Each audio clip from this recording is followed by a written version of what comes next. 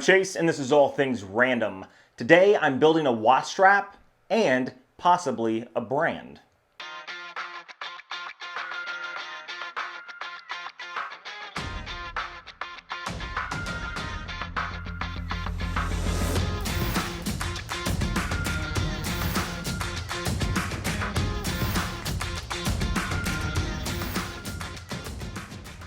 Now, if you guys watched the video a few months ago, I'll link it right up here, where I compare Chinese leather watch straps, Teddy Balthazar's Teddy straps, and Bark and Jack straps, and I do a comparison of leathers, the stitchings, the qualities, and the price points. Well, the thing that really bothered me is I know I could do better. So I did. What I chose to do was source out all the leather myself. I went to specific tanneries. I found exactly the leather I wanted, the ounce weight I wanted, which means the thickness, the finishing, and I'm even going to start just buying natural leather and dyeing it myself. Why not just do the whole process myself and offer it to you guys? Now, if you find that interesting, I'm gonna hop right into the build video. Then at the end, we'll talk about branding and if you guys are interested. Now, this is going to be an overall general build video. Here are some of the tools that I'm using. I'm not going to go into super detail, but it's going to be just enough to get an idea that this is a long and arduous process. Now, the two pieces of leather to pay attention to are the ones at the bottom, the light tan and the dark brown. Those are Corba buffalo calf skins. The top one is a British tan, the bottom one is a brown. Today, we're going to use the British tan because, as you see right here, I've already done a brown strap. This was the first one I ever did. It's holding up pretty well, but it's on a heavier strap, and I really don't want to use the heavier ounce. This is from a 4-ounce strap, doubled up. I'm going to choose the Corba Buffalo British Tan at the lighter ounce. This, I think, is going to make for a far more comfortable watch strap.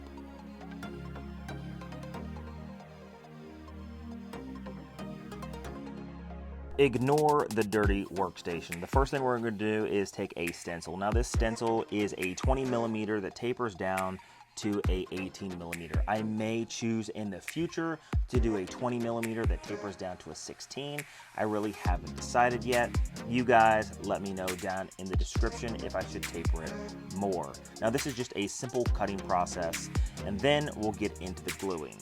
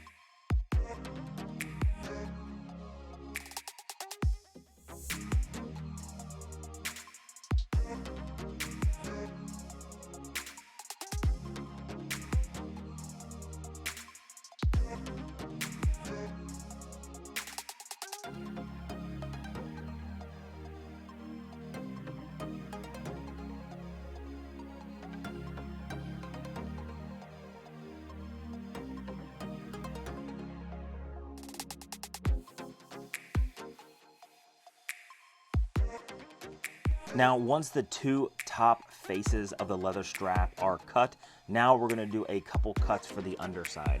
Now these are gonna be slightly smaller, and the one that I'm doing right here is actually gonna be the one that I stamp with some sort of logo or emblem. Now, right now I just have basic leather stamps because that's what they had offered here in Anchorage. But I am looking at Etsy to get a custom logo made in the future.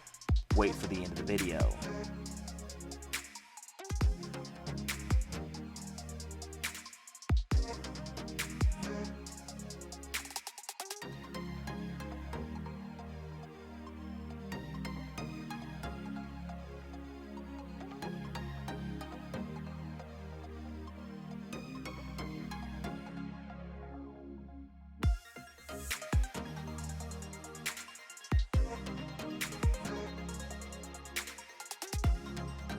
Now right here I am using a leather glue. You are supposed to do both sides, and there's a reason, sort of like any type of rubber cement. Not saying this is rubber cement, but when you do both sides it becomes extremely tacky. Pressure them together and it makes an extremely strong bond.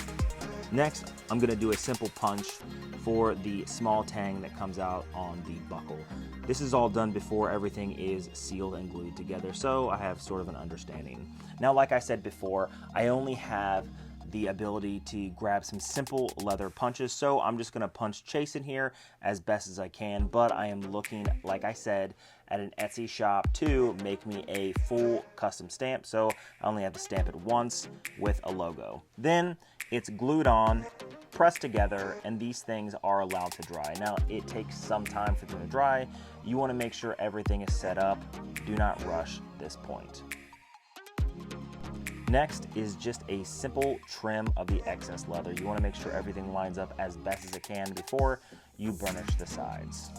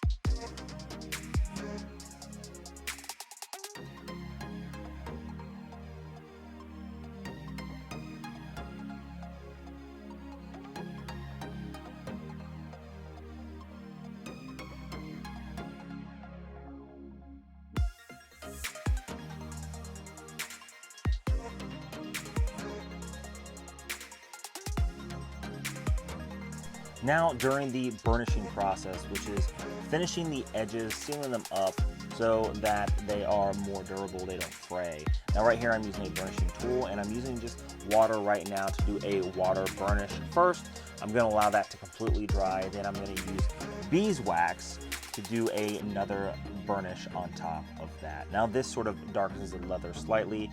It sort of pushes all the fibers together so you have a more smooth edge.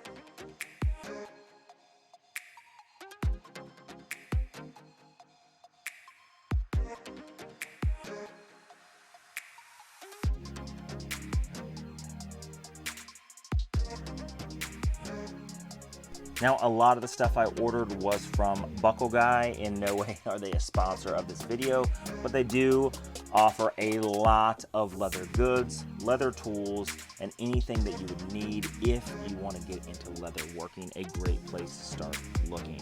Now, this is me, again, burnishing the sides with that beeswax. It actually turned out extremely, extremely good.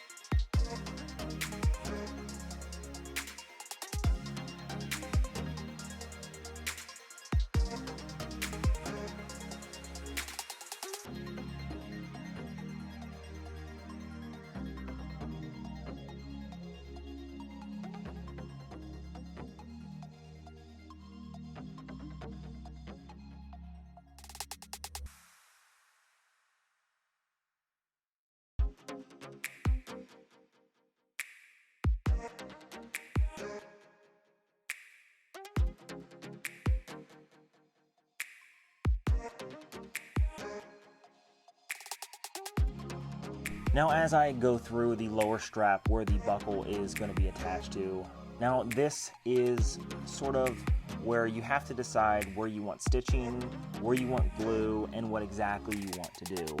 Well, a lot of people right here would glue all of this together and they'd put 2 stitches along the bottom. But I didn't want to do that. I wanted some extra security, so I actually stitched a stitch across the bottom near the buckle. That is a choice that I made because I want extra security when it comes to that buckle. I don't want it flopping around inside that leather strap, and the more that you can do to secure, the better.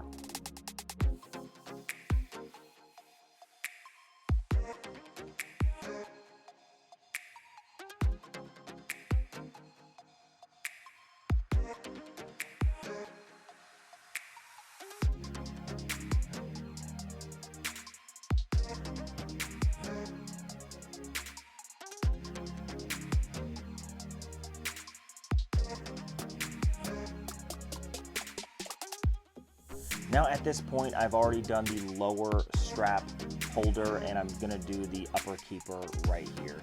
Super easy. I decided after gluing to also stitch it together simply to add some more additional support, because when you pull on and off a watch strap, these things are constantly moved around, they're constantly stretched out, and I wanted to make sure it's as secure as possible. So I added an additional 2 stitches to make sure that it had additional security.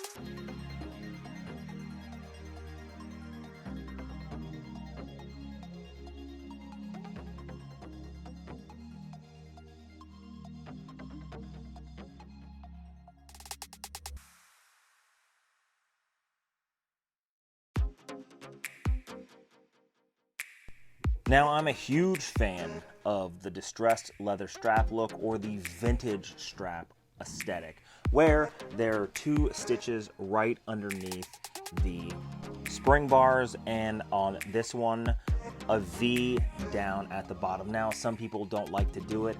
I may not do it in the future. For this one, I chose to add the stitched V at the bottom. What this does is it allows just more additional security so the leather doesn't fray in the future.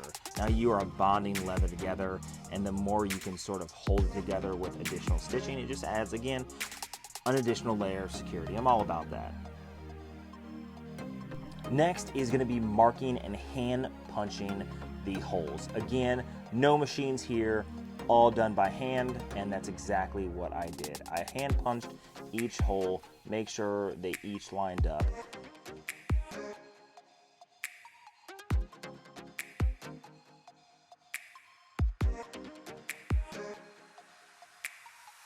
And here is a quick look at the final product. This, again, is a British tan Corba buffalo calf leather strap, 20 millimeters tapering down to 18 millimeters. This is on my Pagani Design Daytona. A quick look at the entire thing. You see the edges are burnished. It looks nice. It has a really nice vintage look. It is not distressed, but over time it will sort of have that, distressed look because natural leather will wear over time. Overall, it's a very comfortable fit. In the future, I may use sheepskin underneath simply to give it a more comfortable feel. Not really sure. Very happy with the way this turned out. By no means are these watch straps built extremely quickly. In fact, it took probably a good solid hour to build one watch strap. Now, in the future, are the watch straps going to be easier to make, or am I going to be able to do them in a higher quality production run? Absolutely. If I sat down and only built specific watch straps, hey, I'm only going to do this color, I'm only going to do this mocha color, or this Carolina brown color, or this red burgundy color, then yeah, I could sit down, I could do all the cuts at once, I could do all the gluing at once, I could do all the burnishing at once, I could do everything at one time. What I decided to do was do limited production runs every single month. I'm gonna do 10 watch straps a month.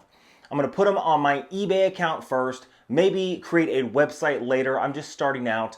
And really, the question I have for you guys are you interested? Now, I'm gonna list a few on eBay. These are not ready yet, but if you guys wanna purchase them, you can. Then I will immediately start building them. In fact, this week is dedicated to building 10 straps in case you guys are interested. There are gonna be 2 color options. I'll list them in the description down below. Also, the branding. I haven't decided whether or not I'm going to brand the watch strap as Chase, if I'm going to brand the watch strap as ATR, all things random. I'm not really sure. I talked to my wife about this, about sort of creating a brand around my channel and then sort of, going from there. I'm not really sure. What do you guys think? Do you think it should be Chase straps, or do you think it should be ATR straps? Or if you have a different suggestion, leave a comment down below. These are for serious suggestions, please. I'm very interested in possibly creating my own sort of watch strap company on the side. Now, if you like videos like this, hit that subscribe button down below, leave a comment on the content you guys would like to see on this channel. I have a lot of videos coming up in the future, so make sure you're hitting that notification bell so you guys can be notified when I drop my next video. Until next time.